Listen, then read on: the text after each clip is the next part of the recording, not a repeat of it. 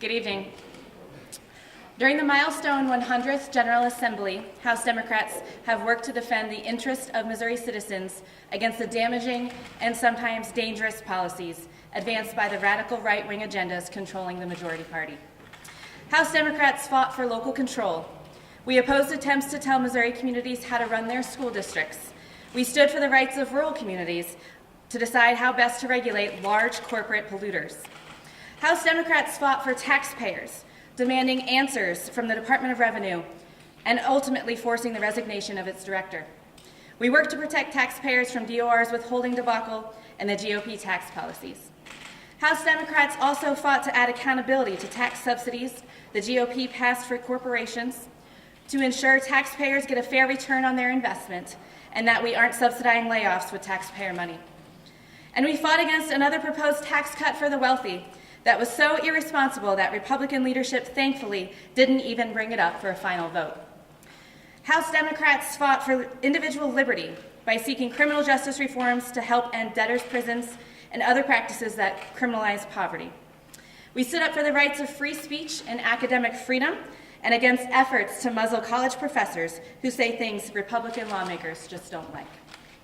We stood up for the right of people to be able to live their lives and not fear for losing their jobs or being forced from their homes merely because of who they love or who they are. We stood up for the most important individual liberty of all, the right to exercise control over one's own body. House Democrats defended democracy itself by opposing Republican efforts to overturn the will of voters that overwhelmingly passed an increase to the state minimum wage and reforms to the legislative redistricting process. These fights were often difficult, and we certainly didn't always win. But we stood up for the voices of Missourians across the state, and we absolutely never gave up. Our commitment to protecting the interests of Missouri citizens is the reason each one of us ran for office, and we will never waver from that commitment. With that, we'll take questions. We'd equate two questions. One, a victory for Democrats, and the other one, obviously not a victory, but in January you talked about right to work. You were worried about right to work coming back up. That didn't happen. We can talk about that. But I want to ask you as well about your farewell address there at the end of the session. Yes. Where you mentioned being ignored. The members felt like they're being ignored. It sounded like you were directing that at speaking harm. If you'd elaborate. Definitely.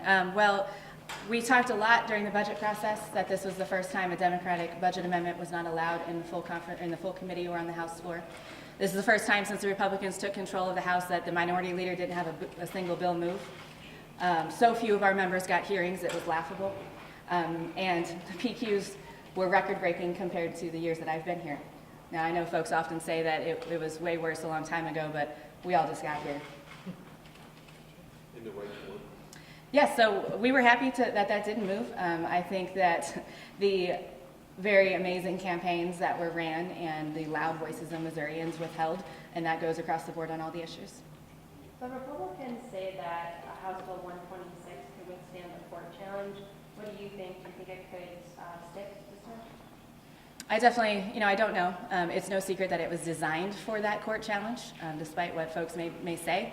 But when they make those statements, it's very obvious what they're doing. And this is happening across the entire country. Similar language, similar bills. So it's no secret that they're trying to overturn Roe versus Wade. Comment on the Republicans' defense of not including exemptions for rape and incest. Shameful, scary. One thing that didn't get past the finish line was a number of all the loans on the tax credit program.